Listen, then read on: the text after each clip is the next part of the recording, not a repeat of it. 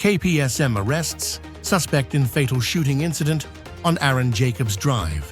National Alliance faction stop playing hot potato with accountability on marketplace project.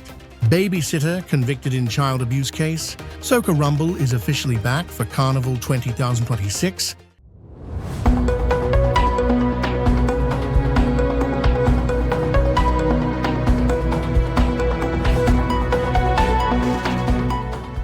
From the island, St. Martin. This is SXM Daily News for January 22nd, 2026. The police force of St. Martin, KPSM, announces the arrest and extradition of a suspect connected to a fatal shooting that occurred on Aaron Jacobs Drive in K Bay on January 26, 2025. On that date, at approximately 8 a.m., the police dispatch received multiple reports of a shooting in the vicinity of Aaron Jacobs Drive.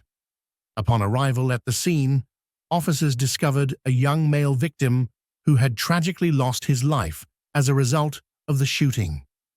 During the course of the investigation, detectives identified a suspect with the initials JJJ believed to be involved in this incident. The suspect subsequently fled to the French side of the island, where authorities later apprehended him. Following established legal procedures, an extradition request was issued to return the suspect to Dutch St. Martin to stand trial for his involvement in this incident. Through the collaborative efforts of the French judicial system, Interpol, and with input from the St. Kitts and Nevis Royal Police Force, the suspect was successfully brought back to St. Martin on January 20th, 2026. KPSM would like to express its sincere gratitude to all international partners who made this successful operation possible. This case exemplifies the strengthening partnership between KPSM and Interpol, built through collaborative efforts in working together on international notices and enhanced cooperation with other countries in the region and around the world. Such partnerships are essential in ensuring that suspects cannot evade justice by crossing borders. St. Martin, January 22, 2026. The Court of First Instance has sentenced a family friend to 50 months in prison for serious offenses committed against an 8-year-old girl. The suspect was acting as a babysitter at the time of the incident and was found guilty of acts that severely violated the child's personal and physical integrity. A key element in the case was forensic evidence. DNA material belonging to the suspect was found on the victim's clothing, which played a decisive role in corroborating the child's statement and establishing the suspect's involvement. In addition to the prison sentence, the victim's compensation claim was partially granted. The court awarded US $5,000 in non-material damages and US $115 in material damages. A compensation order and statutory enforcement measures were also imposed. Offenses of this nature represent one of the most serious forms of criminal behavior, according to the prosecutor's office, St. Martin OM SXM. Crimes committed against children, particularly by individuals in positions of trust, cause long-lasting harm and undermine the fundamental sense of safety within families and communities. SXM emphasized that the justice system will continue to treat such cases with the highest priority and will pursue accountability to ensure the protection of vulnerable victims. The National Alliance (NA) faction in Parliament has dispatched urgent correspondence to the Minister of Vromi, Patrice Gums, following the last question hour regarding the Marketplace project.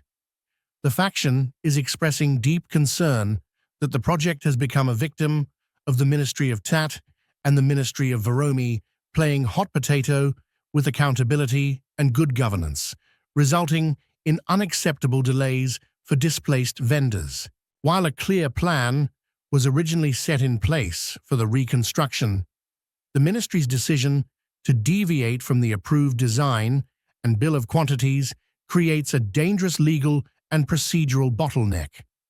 The National Alliance warns that these material changes threaten to cause significant future delays and could legally force a complete retendering of the project to ensure a fair process.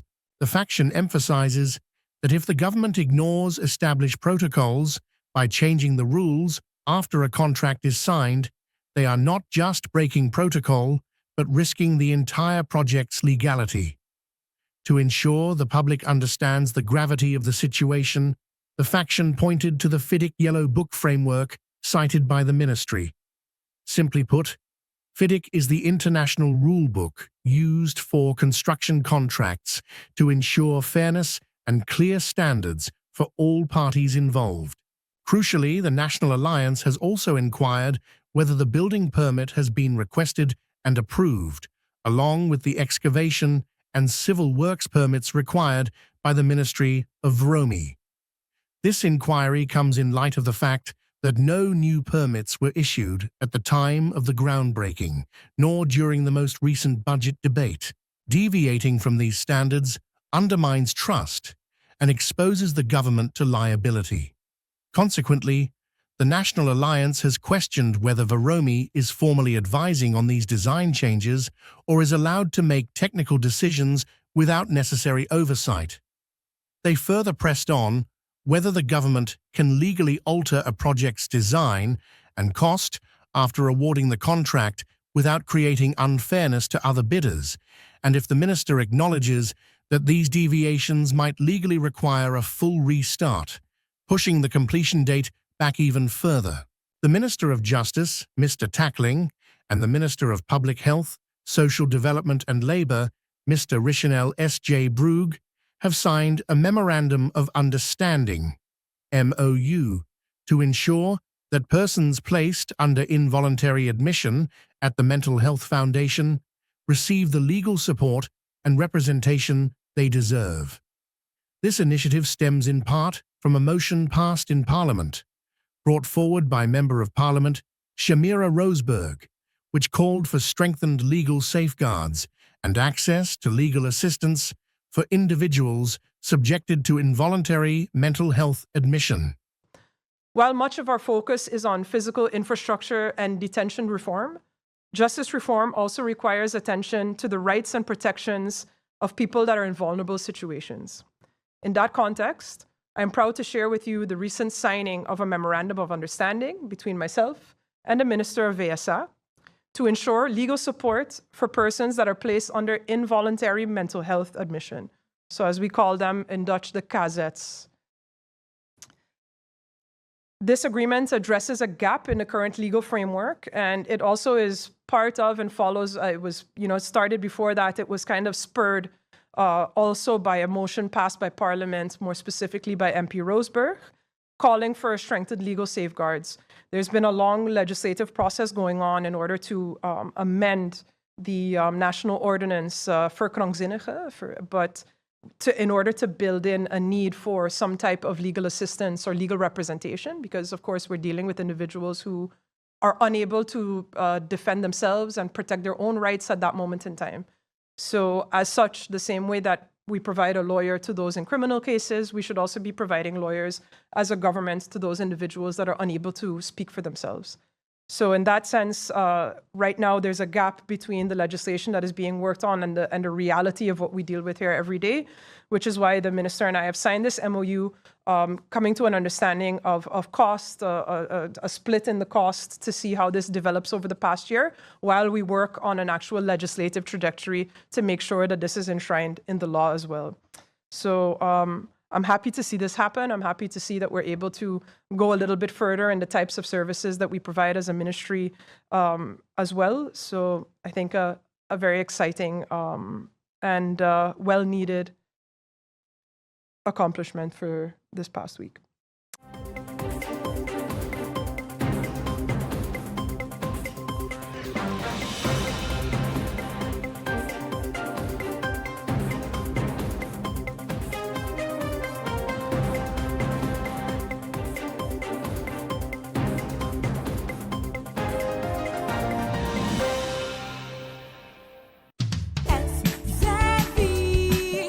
Social and health insurance.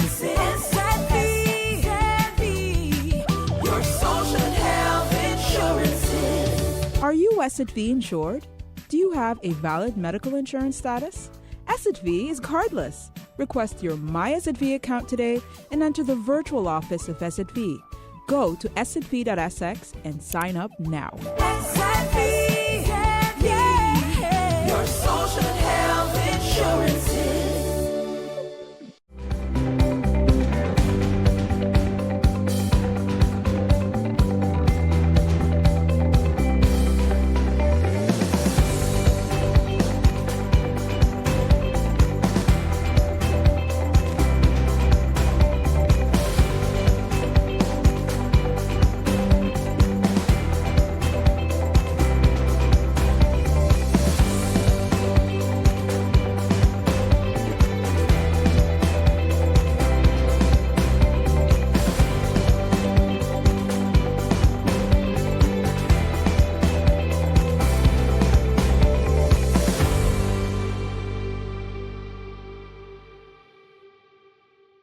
As of January 2026, patients who are involuntarily admitted to the Mental Health Foundation, MHF, in St. Martin will be entitled to publicly funded legal assistance provided by an attorney. With this initiative, St. Martin becomes the first country within the Caribbean part of the kingdom to offer this form of legal protection. This important step is the result of close cooperation between Courthouse St. Martin, the Ministry of Public Health, Social Development and Labour, VSA, the Ministry of Justice, the Public Prosecutor's Office, the Mental Health Foundation, and the Bar Association. To finance the legal assistance, a Memorandum of Understanding, MOU, has been signed by the Ministers of Justice and VSA. The first case, in which an attorney was appointed to a patient, has already been handled successfully. Courthouse St. Martin welcomes this significant milestone in the protection of the rights of vulnerable persons and remains committed to safeguarding and strengthening the legal position of citizens. The Ministry will host the Strategic Economic Stakeholders Consultation Workshop entitled Addressing St. Martin's Crossroads and Charting a New Way Forward. This workshop will be held at the Bel Air Community Centre and is by invitation only. The highlight major initiative taking place from February 2nd to 6th. We are facing a complex interim. We are facing complex and interconnected challenges: economic diversification and labour pressures, governance reform, safety and sustainability. From February 2nd to the 6th the ministry will host the Strategic Economic Stakeholders Consultation Workshop entitled Addressing St. Martin's Crossroads and Charting a New Way Forward. This workshop will be held at the Bel Air Community Centre and is by invitation only. We are facing complex and interconnected challenges: economic resilience, diversification and labor pressures, governance reform, safety and sustainability. These issues cannot be resolved in silos, nor can they be addressed behind closed doors. They require shared understanding, honest dialogue, and collective responsibility.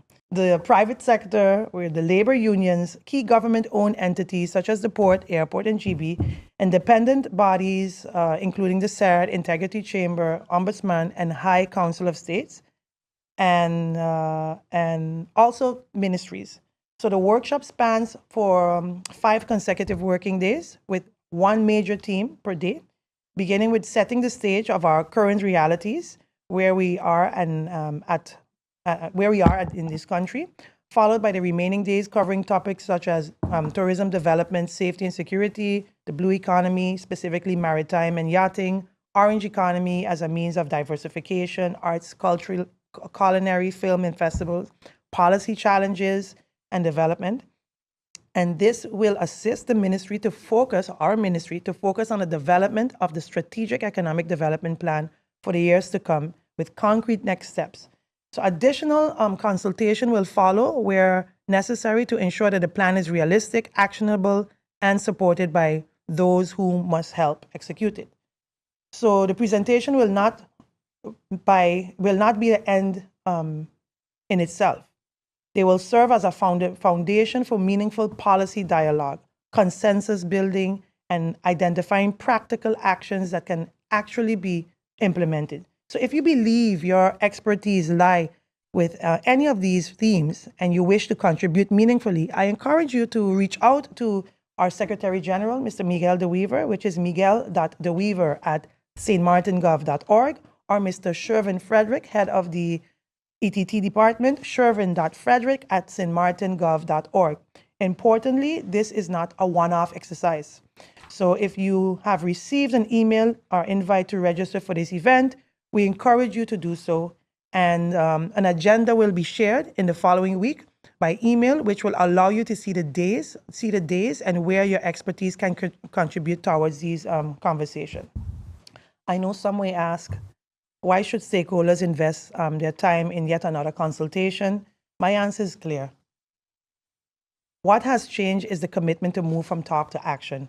So this process is about real input, real ownership, and shared responsibility for the way forward. So if we really want a different result, we must be willing to show up, encourage or engage fully, and help shape the solution. This is what governing forward by design looks like, not reacting to crisis, but deliberately planning the future of St. Martin together.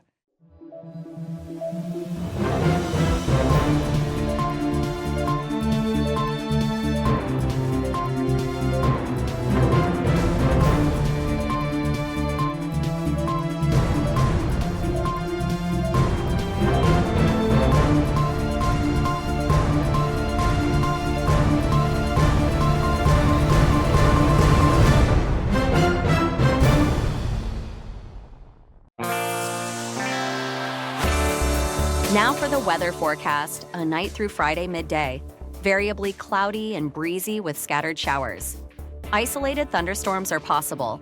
Surface winds, today through Friday midday, northeast to east with a gentle to moderate breeze at 10 to 18 mmol and occasional gusts. State of the sea, slight to rough waves, swells, 3 to 9 feet outlook through Saturday midday, variably cloudy and breezy with isolated showers. And now your 3-day forecast.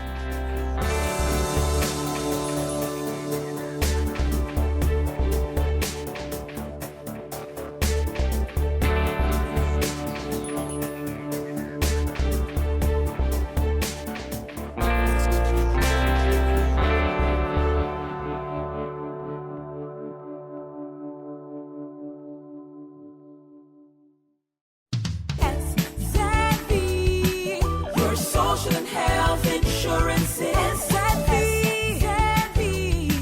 your social and health insurance. Are you SXV insured? Do you have a valid medical insurance status? SXV is cardless. Request your My SXV account today and enter the virtual office of SXV. Go to sxv.sx and sign up now.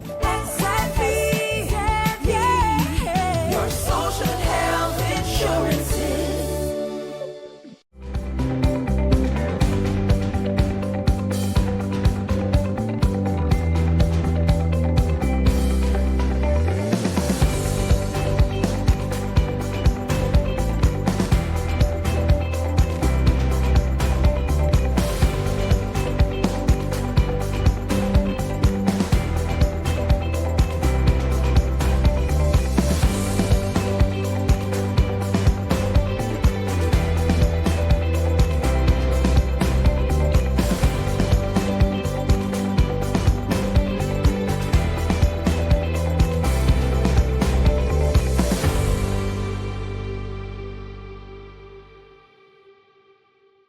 Soca Rumble is officially back for Carnival 2026, and I want to strongly encourage our local artists and creatives to register and participate. After a 6-year hiatus, Okoromi returns as a platform by and for the people of St. Martin and is now managed by a non-profit organization. To ensure transparency, fairness, and integrity, the competition remains focused on showcasing local talent. Will be empowered under the banner of St. Martin Soca. To the world, This is more than a competition. Soca Rumble is officially back for Carnival 2026, and I want to strongly encourage our local artists and creatives to register and participate. After a 6-year hiatus, Soca Rumble returns as a platform by and for the people of St. Martin, and now managed by a non-profit organization to ensure transparency, fairness, and cultural integrity. The competition remains focused on showcasing local talent in Groovy and Power under the banner St. Martin Soca to the World. This is more than a competition. It is a launch pad for your music, your voice, and your future. So when our music travels, our culture travels with it. Registration has been extended. Artists are reminded that participants must be residents of St. Martin, must be 18 years or older, and submitted tracks must be original, mixed, and mastered for the 2026 Carnival season. For registration and information, artists are to contact the organizing team via WhatsApp, which is 526-SOCA. That's 526-7622, 526-SOCA, or through the official Soca Rumble Facebook page. I urge our artists to do not sit this one out.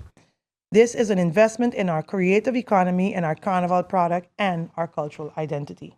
U.S. oilfield services giant Halliburton appears to be preparing for a potential return to Venezuela's oil industry, with fresh signals emerging that the company could re-establish operations in the South American nation after a years-long absence. According to a Reuters report, Halliburton recently posted a job board announcement dated January 16, 2026, inviting engineers, technicians, and other oilfield professionals to submit their resumes for possible future opportunities in Venezuela. Halliburton, one of the world's largest providers of oilfield services and equipment, withdrew all staff from Venezuela in 2020 after U.S. sanctions made continued operations untenable, effectively ending more than 8 decades of presence in the country's energy sector. The Job Board initiative comes amid a broader push by the U.S. government to revitalize Venezuela's oil production following recent political and diplomatic developments. In early January, U.S. President Donald Trump met with major oil executives and encouraged an estimated $100 billion in investment into Venezuelan oil infrastructure to boost output. Halliburton's CEO, Jeff Miller, personally participated in discussions at the White House, expressing strong interest in a return and highlighting the company's historical ties to the country dating back to the 1930s. Williamsport, Curaçao, has been granted direct entry to the 2026 Little League Baseball World Series presented by T-Mobile, the official Little League website announced on January 20, 2026. This milestone means the island's Little League champions will advance straight to the World Series in Williamsport, Pennsylvania, without needing to compete in regional qualifying tournaments. The decision made by Little League International was confirmed as part of an updated international rotation that also grants direct berths to Panama and established regions such as Australia, Canada, Mexico, and Japan. These direct entries will form part of a 10-team international field slated to compete in the Little League Baseball World Series from August 1930, 2026. This is our SXM Daily Newscast. Thank you for joining us.